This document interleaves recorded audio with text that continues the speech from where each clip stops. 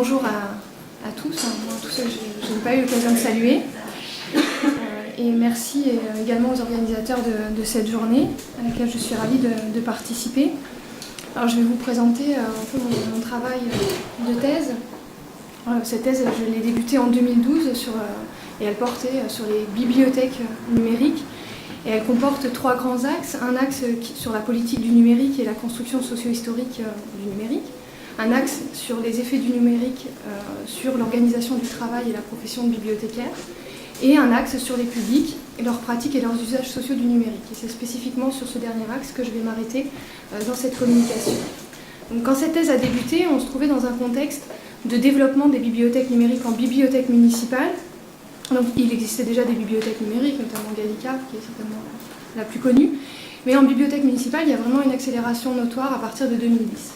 Donc, globalement, comment se constituent ces bibliothèques numériques? Elles se structurent autour de 2 grandes missions des bibliothèques. La conservation, avec la mise en ligne de collections patrimoniales numérisées, et une offre grand public, donc une structure finalement assez analogue à la structure traditionnelle des bibliothèques physiques, mais avec pour l'offre grand public un fonctionnement assez particulier qui amène les bibliothèques en fait, à souscrire des abonnements pour permettre à leurs usagers d'accéder à des ressources en ligne. Donc, ce sont des ressources telles que la vidéo en ligne, la musique, la presse, les livres, l'auto-formation et des ressources jeunesse également. Donc voilà, ce sont à peu près les grandes catégories qui constituent l'offre numérique grand public proposée par les bibliothèques municipales. Donc au fil des recherches, de ma recherche, je me suis décentrée de ces seules bibliothèques numériques finalement pour élargir à l'étude du numérique en bibliothèque municipale, ce qui change un petit peu la perspective de recherche, la méthodologie, puis surtout l'ancrage théorique, considérant que ce n'était pas tant ces nouvelles entités qu'il fallait étudier en soi, mais plutôt comment celles-ci s'intégraient dans cet espace que constitue la bibliothèque. Donc c'est la raison pour laquelle je vous parlerai aussi de liseuses, qui sont des outils qui ont été mis en prêt au moment de mon enquête. Donc cette enquête, c'est une monographie, une étude de cas sur une bibliothèque municipale d'une ville de province d'environ 140 000 habitants, et pour laquelle je mobilise une approche qualitative et quantitative qui s'inspire beaucoup du travail que Jean-Claude Passeron a mené avec son équipe du JDES sur l'introduction des appareils audiovisuels en bibliothèque municipale dans les années 70 et qui a été publié dans un ouvrage qui s'intitule L'œil à la page. Donc la méthodologie de l'enquête est restée assez traditionnelle en fin de compte parce que j'ai mobilisé des méthodes d'observation courantes en sociologie, à savoir l'observation directe, l'entretien semi-directif et le questionnaire, lequel m'a donné un peu plus de latitude pour étudier des publics hypothétiquement à distance. Donc en effet, s'agissant d'enquêter sur les publics ayant recours au service de la bibliothèque, donc hypothétiquement à distance, l'observation directe au sein même de la bibliothèque peut sembler ne pas aller de soi. Une des difficultés pour le chercheur dans ce contexte, c'est toujours la saisie de ces publics et de leurs propriétés objectives. Pourtant, dans une phase exploratoire, j'ai débuté au sein même de la bibliothèque par une série d'observations directes de l'ensemble de la bibliothèque d'abord, puis je me suis focalisée sur les espaces dédiés au numérique dans la bibliothèque, particulièrement sur des ateliers de présentation et de formation à l'utilisation de la bibliothèque numérique. Par ailleurs, au cours de cette phase exploratoire, j'ai recueilli des données secondaires, c'est-à-dire produites par l'institution, sur, d'une part, les inscrits à la bibliothèque, de manière générale, sur les inscrits à la bibliothèque numérique, d'autre part. Donc, pour ces 2 corpus, ce sont un ensemble de données sociologiques demandées au moment de l'inscription, en fait. Donc, la date de naissance, le sexe, la profession, le lieu de résidence et la date d'inscription. Et enfin, des données sur les personnes qui avaient emprunté des liseuses, que je vais appeler les emprunteurs de liseuses. C'est pas très joli, mais ça sera plus simple. Et donc ils étaient 199 au moment où j'ai pu effectuer ce relevé. Ça faisait 10 mois que la mise en prêt était en place. Et donc ce sont les mêmes variables qui sont renseignées, mais en plus j'ai pu recueillir des informations concernant la restitution des documents effectués donc, sur 3 mois, qui est la durée légale autorisée de conservation de ces données par la CNIL. Et donc j'ai effectué ce relevé en fait, sur 4 trimestres pour avoir un an en fait. Voilà. Donc c'est sur ce travail exploratoire que s'est construite la suite de mon enquête et dont dépendent donc les résultats que je vais vous présenter dans quelques minutes. Mais avant, qu'est-ce qui est ressorti de ce travail exploratoire et puis du travail bibliographique que j'ai un peu éludé là?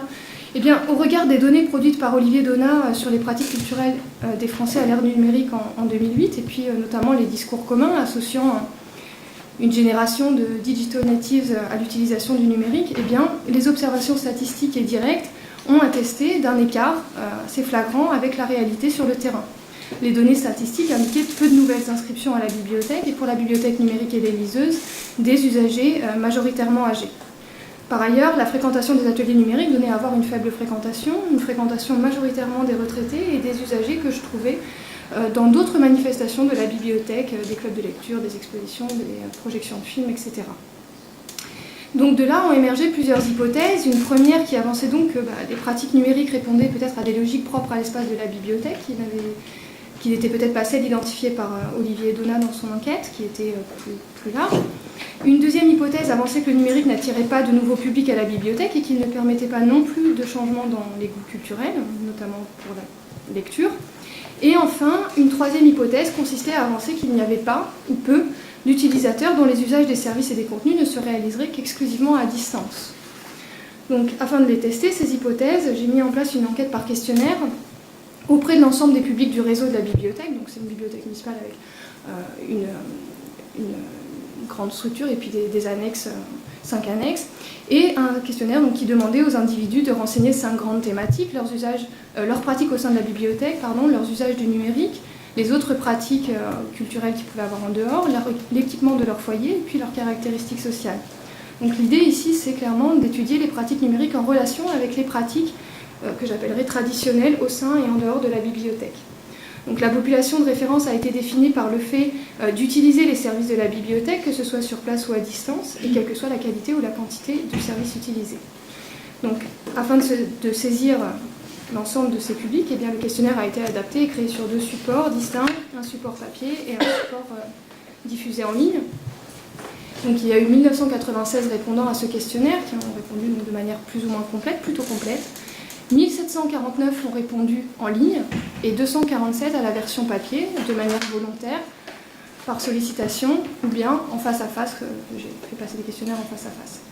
Et enfin, ce questionnaire a été complété par des entretiens semi-directifs réalisés avec 24 individus ayant emprunté une liseuse et dont certains étaient également inscrits à la bibliothèque numérique. Voilà, il me manque quelques entretiens qui me restent peut-être à faire. Donc, dans la suite de cette communication, je vais vous présenter quelques résultats qui finalement vont plutôt à contre-courant du discours dominant sur le numérique. Donc, je vais d'abord vous présenter ces publics, qui sont-ils, et puis ensuite je vais essayer d'expliquer quelques mécanismes sous-jacents au passage à la pratique numérique en bibliothèque municipale. Alors ces publics, qui sont-ils ? Eh bien, ce ne sont pas des nouveaux inscrits au sein de la bibliothèque. Contrairement à l'idée selon laquelle le numérique permettrait d'attirer des nouveaux publics en bibliothèque ou d'amener des non-lecteurs vers la lecture, eh bien en fait les résultats d'enquête montrent le contraire. Donc, je vais vous proposer de nous arrêter ici sur 2 éléments, les inscriptions et la structure sociale. Du point de vue des inscriptions, on observe que très peu de nouvelles inscriptions, un renouvellement très faible, même un tassement.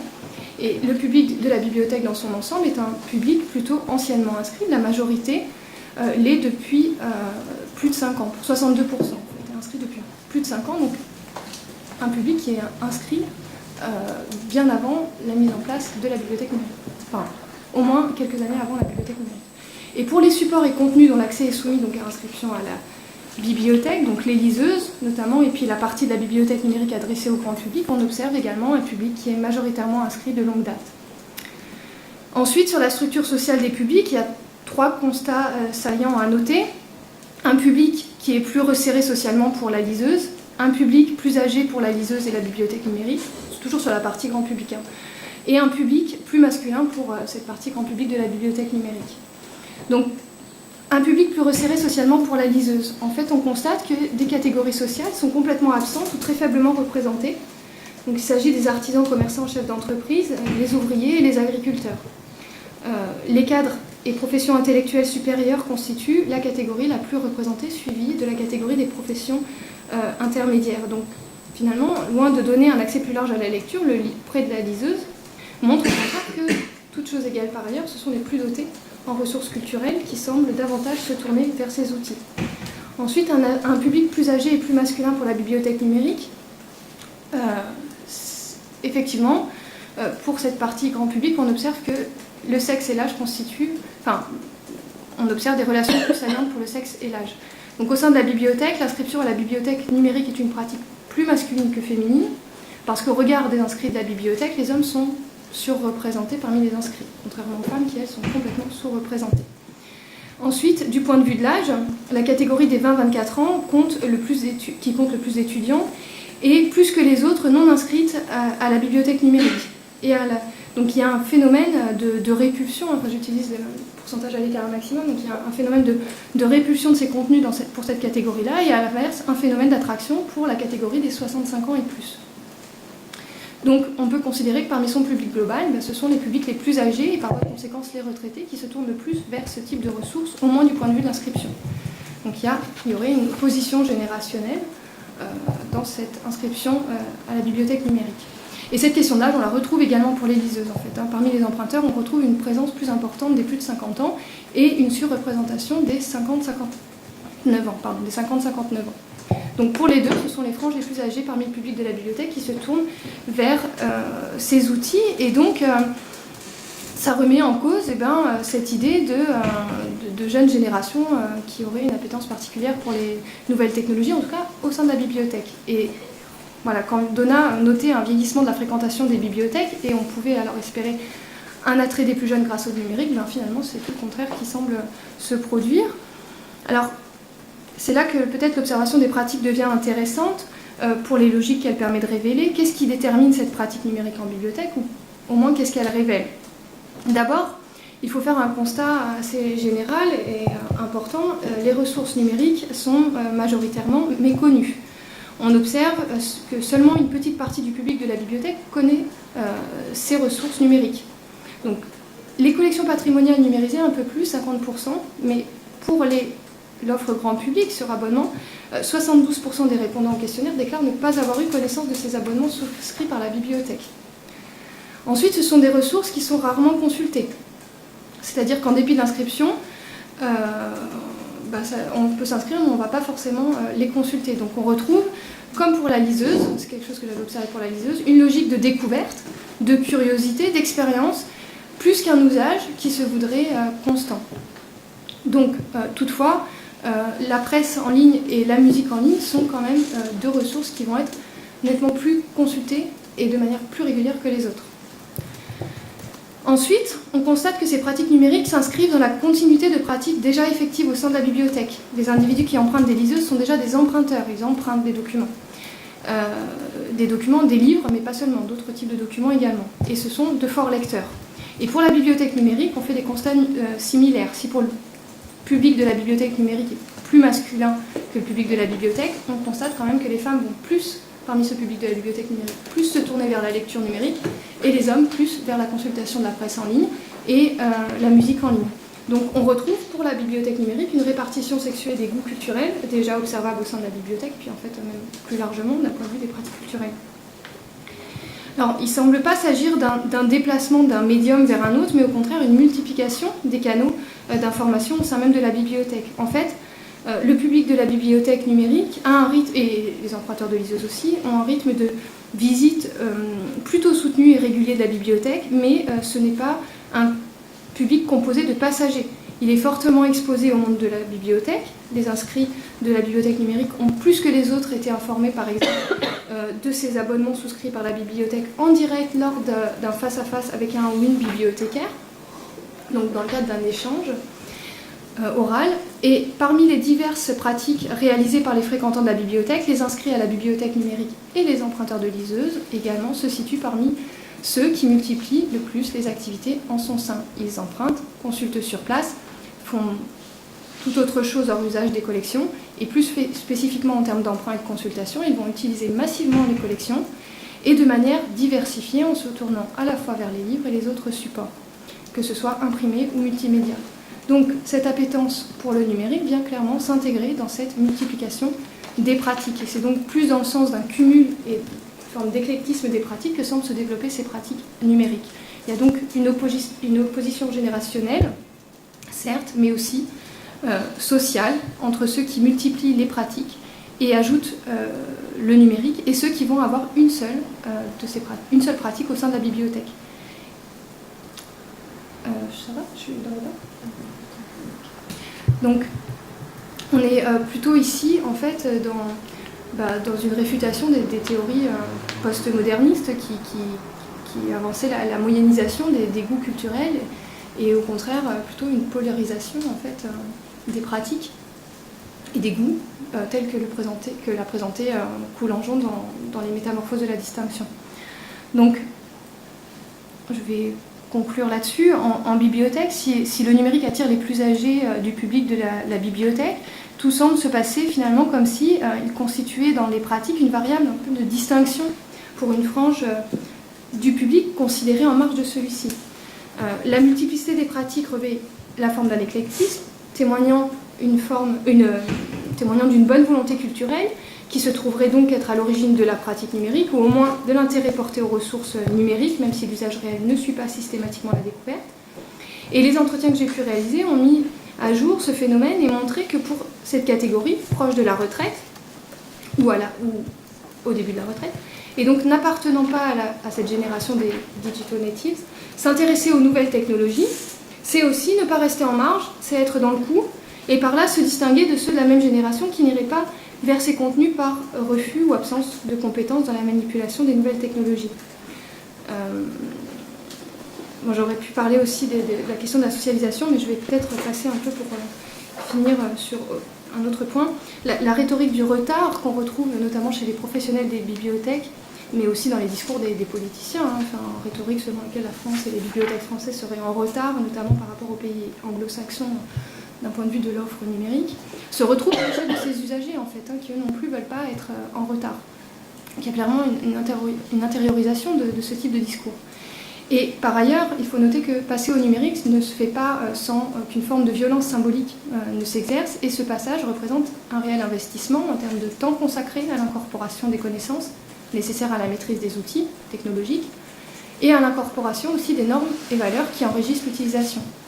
Donc ces connaissances, ces normes et ces valeurs sont ici clairement associées à la bibliothèque, qui constitue aussi un espace de militantisme, le terme est peut-être un peu fort, donc j'en trouve probablement un autre, mais on va prendre celui-ci pour aujourd'hui. Une sorte de militantisme en faveur des bibliothèques, de la culture et de la lecture. On trouve chez ce public des fidèles, c'est un public finalement de fidèles, une forme de curiosité pour ces nouvelles technologies, et ces nouveaux contenus proposés par la bibliothèque qui se construit aussi et principalement dans une forme d'adhésion, une relative adhésion et même, je dirais, une croyance en la bibliothèque municipale en tant qu'institution de diffusion de la lecture et de la culture de manière plus large. C'est un discours qu'on retrouve très nettement dans les entretiens que j'ai pu réaliser avec ce public. Et je vous remercie, je crois que je suis pile dans les temps.